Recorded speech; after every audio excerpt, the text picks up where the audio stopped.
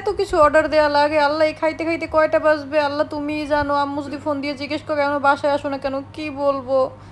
Photoshoot, আচ্ছা এতক্ষণ কি করছে, এখনো ফটোশ্যুট শেষ হয় না ওদের। আল্লাহ আল্লাহ যেন আম্মু ফোন না দেয়, আমার সন্ধ্যার আগে বাসায় যাওয়া লাগবে। আয় ছবি তুলি, চলো চলো চলো ভিডিও করি। আচ্ছা একটা দোস্ত তুই কতক্ষণ লাগবে?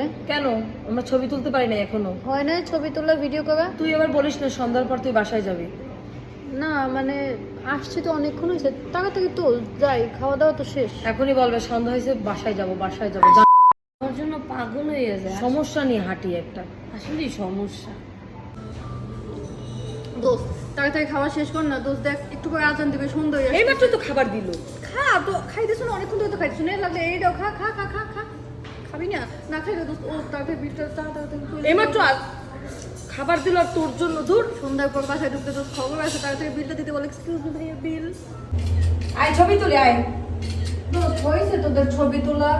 কেন কি করবি? চল বাসায় যাই, সন্ধ্যার আগে বাসায় ঢুকতে হবে দোস্ত।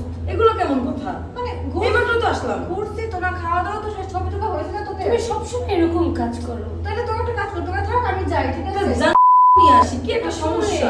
তো সন্ধ্যার আগে বাসায় না ঢুকতে আনন্দ সবসময় একই কথা।